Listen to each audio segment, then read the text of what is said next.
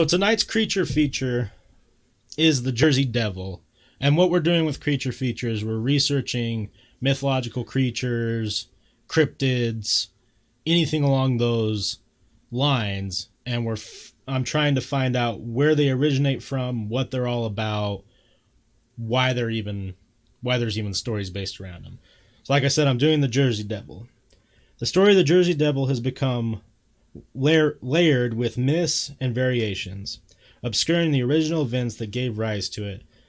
Not surprisingly, considering the story comes from colonial era political intrigue, Quaker religious infighting, and future founding fathers.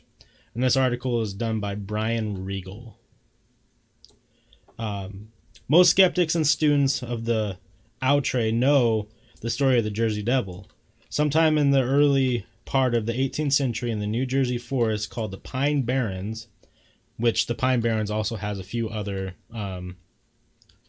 interesting things going on with it.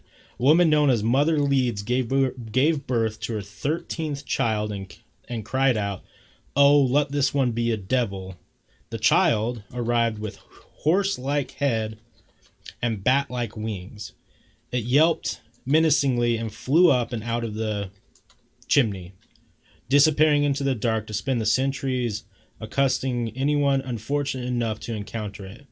The commonly held story of the Jersey Devil bears no resemblance to any sort of reality. However, the story is one born not of a blaspheming mother, but of colonial era political intrigues, Quaker religious infighting, almanac publishing, a cross-dressing royal governor, family reputations, and Benjamin Franklin, which is obviously that's pretty fucking crazy.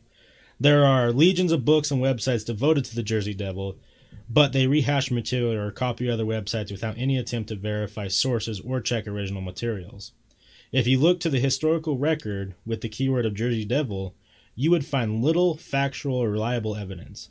Reviews of newspapers, pamphlets, and broadsides from colonial New Jersey show no reference to a Leeds Devil, see below, we'll get to that, or anything like it. Reports of children killed by the creature or an attempt by a local government to exorcise the Leeds Devil in the 18th century have no supporting documentation. Also, the central protagonists, the Quakers, did not perform exorcisms. As a result, the story of the Jersey Devil's origin has been shrouded in monster tales that obscure the far more interesting historical events. Here is a reassessment of the mythos. Daniel Leeds. The European settlement of New Jersey, originally named Nova Caesarea, began in the 1620s. Settlers came predominantly from England. They were mostly members of the religious order, the Society of Friends, commonly called Quakers. Phoenix. Commonly known as Quakers. They were delighted to discover large tracts of land all but empty of people nestled between Manhattan and Philadelphia. The first royal governor of New Jersey, Edward Hyde, Lord Cornbury, 1661 to 1723, is remembered as one of the most vile-filled and hated governors of colonial America. He also stands accused of being a cross-dresser, a portrait believed to be Cornbury hangs in the New York Historical Society and shows him dressed as his aunt, Queen Anne. However, a recent reappraisal of his I don't know what that word, his career shows there's a little but slander and a little slander concerning Cornbury's cross-dressing, regardless of whatever Cornbury was, a fiscal scoundrel or a cross-dresser. His connection to the Jersey Devil story is weird but important. When Lord Cornbury received his orders to take charge of New Jersey in 1702, the document included a list of his counselors, one of whom was Daniel Leeds. Born in Leeds, England, Daniel Leeds arrived in Burlington in 1677. A devoted Quaker, he claimed to have had visions as a young man. His first wife died while in England, so he married a second time in 1681. This wife, Anne Stacy, gave birth to a daughter, though neither survived the birth. He then married Dorothy Young, who also died, though not before producing 8 children by 1699. Ooh. So he was fucking Laying pipe. He married a final time to Jane Abbott Smout in 1682.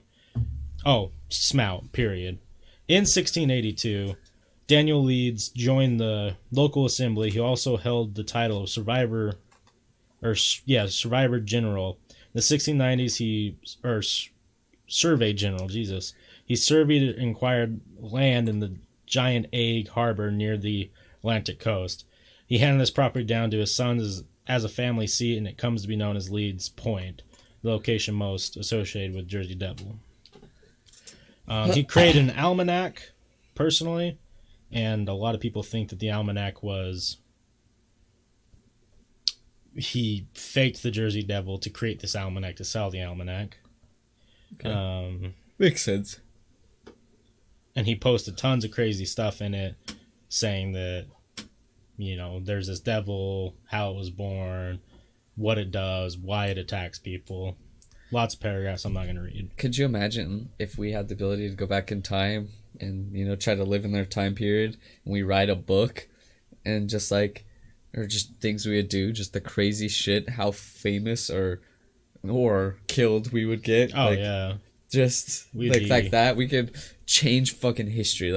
We could simply do something so basic, and that could literally make us look like gods in the eyes of history forever. Right. It'd be crazy. So I understand this dude. Yeah. So the final thing, the Jersey Devil in the Pine Barrens area of New Jersey, with its thick and seemingly impenetrable forest, dark and forbidding in the heat of summer, mysterious yet beautiful in the snows of winter, so unlike the industrial urban blight most associate with the state, make a fine place for the birth of a monster. During the pre-revolutionary period, the Leeds family, who called the Pine Barrens home, soured its relationship with the Quaker majority. The Leeds Almanac was seen as inappropriate, while his Temple of Wisdom bordered on the heretical, and he publicly accused of being Satan's hairbringer. His other writings, such as the Trumpet Sounded, attacked Quakerism and its founder, George Fox, directly.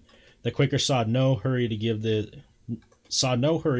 their former fellow religionist an easy time in circles of gossip.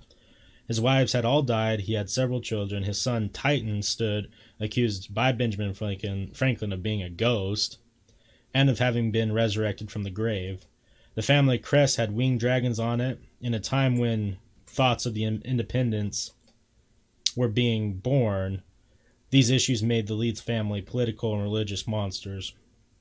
From all this, over time, the legend of the Leeds Devil was born. Reference to the Jersey Devil do not appear in newspaper or other printed material until the 20th century.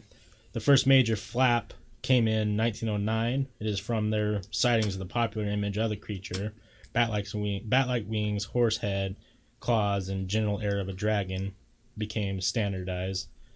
The elements that led to the creation of the Jersey Devil are by and large unknown to even monster aficionados. The Quaker rivalries, the Almanac Wars, Daniel Leeds and his son Titan, as well as their mysterious family crest, drifted into the mist of time, leaving only the vague motion of a frightening denizen of the Pine Barrens. Even the Leeds Devil was all but forgotten, its fragile memory remodeled into the cartoonish Jersey Devil, while Mother Leeds, as much a phantom as her supposed offspring, materialized out of the forest of Leeds Point.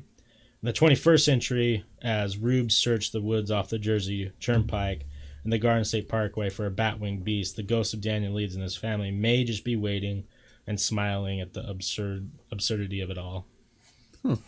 So, it kind of sounds like the Jersey Devil is just something fake, and it's been more popularized lately just because, everyone researches paranormal creatures.